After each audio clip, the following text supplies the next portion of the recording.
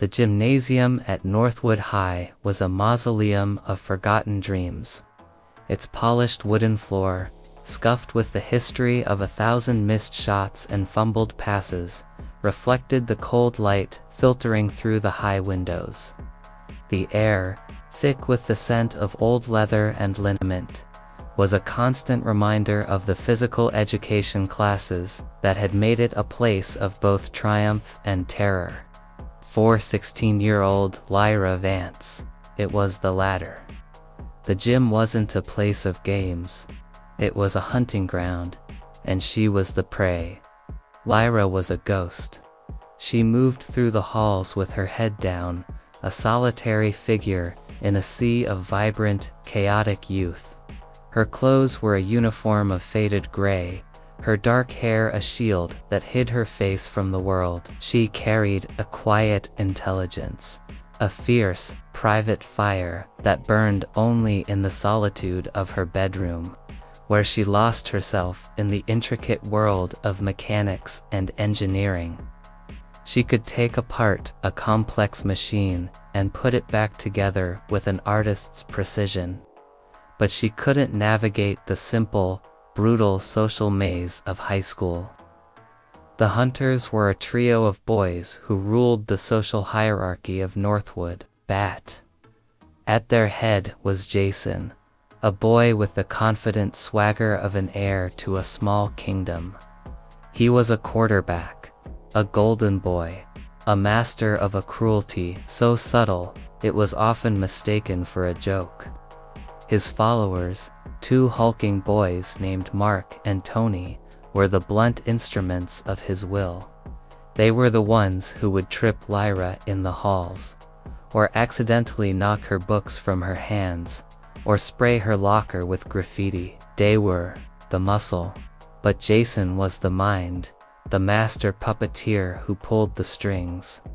The final insult came on a Friday afternoon, a day that promised the freedom of the weekend, but delivered only the cold terror of a trap. Lyra, staying late to help her physics teacher, was the last one in the school. She was gathering her books from her locker when she heard the lock click behind her. Jason, Mark, and Tony stood there, their faces a tableau of casual, practiced malice. "Staying late to be a nerd, Vance," Jason said, a smirk playing on his lips. "I guess some of us have to work hard to be smart." Lyra said nothing. She simply tried to push past them, her heart a frantic, trapped thing in her chest. But Mark and Tony blocked her way, their massive bodies an impenetrable wall. "I heard you were a crybaby," Jason said, his voice a low, taunting whisper. "Let's test that theory." What followed was a cruel, practiced pantomime. They dragged her into the gym, her silent protests a futile struggle against their combined strength. Lyra didn't scream. She had learned long ago that screaming only made it worse. It was a sound that gave them power. They tied her with a thick nylon rope, the same kind used for the climbing wall. They tied her wrists and ankles, and then, with a horrifying, sadistic effort, they hoisted her up. The rope ran through a pulley on a rafter, a good 30 feet off the ground. She hung there, suspended in a silent, terrifying void, a puppet with her strings cut. The light from the high windows, once a source of cold comfort, now illuminated her humiliation. "Let's see if you can fly, Vance," Jason said, his voice a triumphant bark. "Maybe you can build a pair of wings and fly right out of here." The three of them laughed, the sound echoing in the empty gym. They took her backpack, a worn, canvas thing filled with her precious tools and notebooks, and tossed it to the floor. Then, with a final, contemptuous glance, they left, locking the gym door behind them. The silence that followed was a physical presence, a heavy, suffocating thing. Lyra hung there, swaying slightly, the rope biting into her wrists and ankles. The fear, which had been a frantic, desperate thing, now settled into a cold, hard knot in her stomach. She could hear the blood pounding in her ears, the frantic rhythm of her heart. She was a bird caught in a trap, and there was no one to hear her sing. But then, a strange and quiet calm descended upon her. She stopped struggling. She stopped listening to the frantic fear that was whispering in her mind. Her gaze, which had been a panicked blur, now focused on the rope that held her. She was a mechanic. She was an engineer. And the rope, a simple tool of physics, was a machine she could understand. She took a breath, a long, shaky inhale, and began to test the knots on her wrists. Crude, sloppy knots, tied with the confidence of people who had never thought anyone would try to escape. It was a mistake of arrogance. It was a flaw in their design. Lyra, with a quiet, patient desperation, began to work. She twisted her wrist, a delicate, excruciating ballet of muscle and bone. The rope was too tight, the nylon a harsh, unyielding material. She couldn't loosen the knot. She couldn't slip free. She was trapped. But she wasn't defeated. She looked down at her backpack, a small, dark shape on the polished floor. It was her sanctuary, her armory. In a pocket, she always carried a small, multi-tool. It was a gift from her father, a mechanic himself, a man who had taught her that the world was just a series of problems waiting to be solved. The multi-tool had a small, sharp blade, but it was in her backpack, a good 30 feet below her. The fear returned, a sudden, cold wave of despair. She was trapped. She was going to hang there all night, her fate, a cruel, cosmic joke. She was going to be found in the morning, a public monument to her own weakness. Then, she remembered something. A small detail. A thing her father had taught her. She didn't need to cut the rope on her wrists. She needed to cut the rope that held her to the rafters. With a sudden, violent surge of adrenaline, Lyra twisted her body. She used the momentum, the pendulum swing of her body, to get closer to the main rope that held her. It was a terrifying, heart-stopping move, a desperate leap of faith. The rope screeched in the pulley, the knot on her wrists a burning, raw pain. She swung her body closer, a desperate, acrobatic lunge, until she could reach the rope with her feet. She wrapped her ankles around the rope, a desperate death grip of a hold. Then, with a shuddering, tearful effort, she began to climb. Not up, but down. Her arms, which had been bound, were now her primary source of leverage. She slid down the rope, a controlled, agonizing fall. The friction burned through the denim of her jeans, the skin on her legs a searing white-hot pain. The rope on her wrists was a useless, dangling thing. She was free of the knots, but still a prisoner to gravity. She slid down the rope, her mind a blank slate of pure, unadulterated will. She had one thought, and one thought only: get down. She landed on the floor with a bone-jarring thud, her body a trembling mess of exhaustion and pain. She lay there for a moment, her breath coming in ragged, painful gasps. The silence of the gym was no longer a suffocating thing. It was a triumphant, sacred emptiness. She stood up, her body a constellation of bruises and scrapes. She walked to her backpack, a deliberate, shaky shuffle. She opened the main compartment, her fingers trembling, and pulled out her multi-tool. She didn't use it on the rope that bound her wrists. That rope was a monument to their cruelty. She used the small, sharp blade to cut the rope that was still dangling from the rafters. The rope, once a symbol of her humiliation, now lay in a coiled, defeated heap on the floor. Lyra then walked to the gym door. She didn't try to break the lock. She didn't try to force it open. She knew that would only get her in more trouble. Instead, she knelt, her fingers a blur of motion, and began to work on the mechanism. She had a set of lockpicks, a tool she had built herself, a small, elegant set of pins and tension wrenches.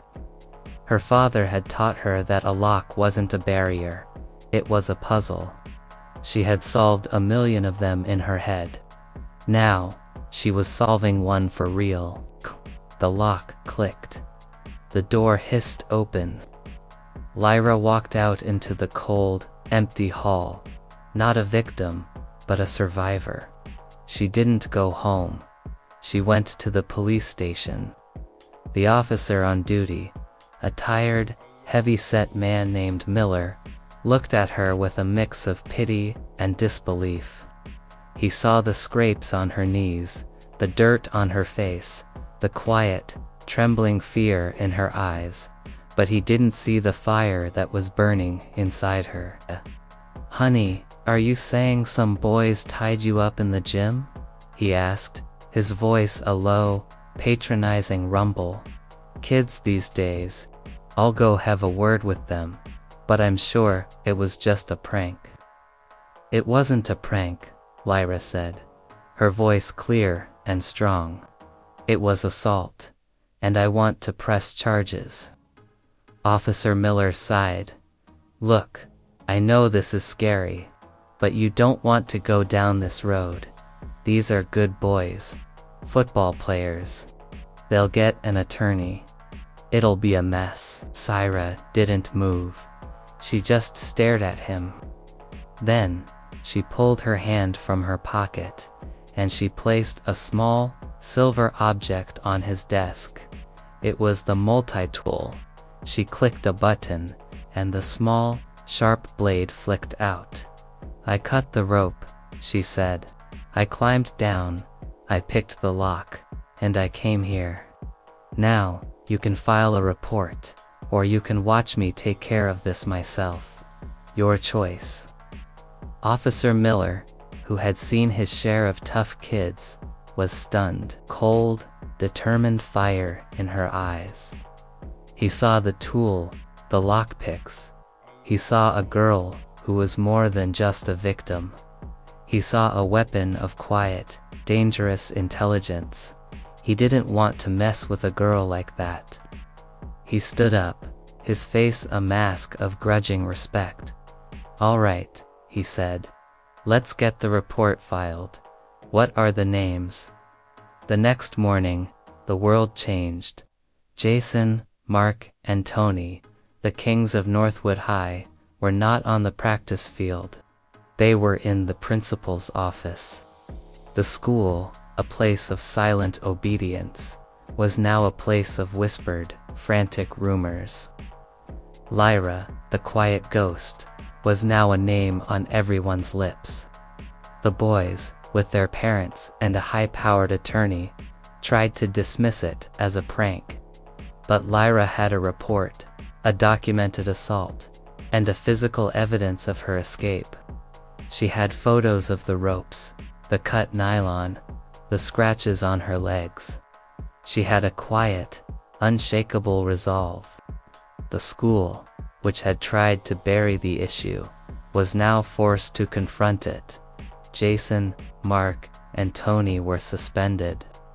The police, pushed by the pressure of a lawsuit, began a formal investigation. The Golden Boys, once untouchable, were now facing criminal charges. Lyra, who had been a ghost, was now a person, but the quiet strength that had saved her was not just a one-time thing. It was a catalyst. It was the beginning of a transformation. She was no longer just an observer. She was an actor in her own life. She had found a power she didn't know she had, and she wasn't going to let it go. She started with small things. She stopped hiding in the back of the classroom. She started asking questions, her quiet voice surprising her teachers with its depth and insight. She started speaking up for other people, for the kids who were pushed around, for the girls who were made fun of. She became a silent champion, a quiet protector, in the solitude of her workshop. Her passion for engineering took a new, more urgent form. She didn't just repair things, she built things.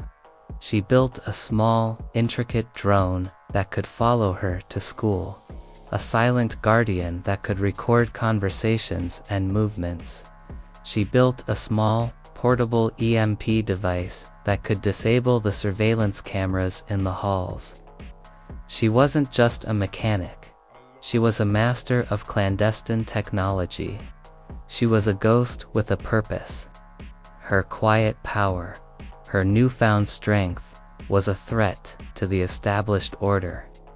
Jason, who had been forced to transfer to another school, came back for one final act of revenge. He found her in the library, a quiet, isolated place. He had an accomplice, a new friend from his new school, a boy with the same cruel swagger. "You ruined my life," Jason snarled, his voice a low, venomous hiss. "I lost my scholarship. My reputation is gone. It's all because of you." Lyra didn't move. She just stared at him. "I'm going to make you pay, Vance," he said, his hand closing around her wrist. "I'm going to make you regret the day you ever messed with me." Lyra didn't fight. She didn't scream. She simply looked at the boy's hand on her wrist, and she smiled. It was a small, tired smile that held no warmth, only a profound, devastating certainty. "You're too late," she said, her voice a low, cold whisper. That was only the beginning. With a single, devastating move, a movement so quick and fluid that it was almost invisible, Lyra used the boy's own grip against him. She twisted her wrist, not with brute force, but with a perfect, elegant application of pressure. A sharp, loud crack echoed in the silent library. The boy, a monster of a high school bully, fell to the ground, his hand a broken, crumpled thing. Jason, who had been watching, froze. He saw the cold, determined fire in her eyes. He saw the quiet, terrifying power of a girl who had once been a victim, but was now a force of nature. He turned and ran, his bravado shattered, his swagger a forgotten memory. Lyra walked out of the library, not a victim, not a hero, but a survivor. She was a testament to the idea that a person, if pushed hard enough, can break, but a person, if they are strong enough, can break back. Lyra's story became a legend.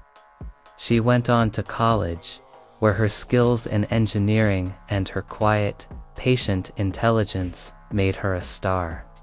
She didn't join a team. She didn't seek fame. She worked in solitude, a ghost in the vast, humming labs of a prestigious university. She built things, not for war, but for peace. She built intricate self-repairing drones that could navigate a burning building. Tiny, almost invisible sensors that could detect a gas leak. Canned, complex, compassionate AI that could help people with a disability. She was a master of her craft, a quiet genius who used her terrible past as a source of strength, a fuel for her creativity. Lyra Vance, the girl who was tied to the gym rafters, was a ghost no longer. She was a force of nature, a quiet, determined woman who had learned that the most powerful force in the world was unto Bully's fist, but a quiet, patient, and unshakable will. The day she cut the rope was only the beginning of her story, the first chapter of a life that was a testament to the power of a quiet genius and the triumph of a single, indomitable spirit.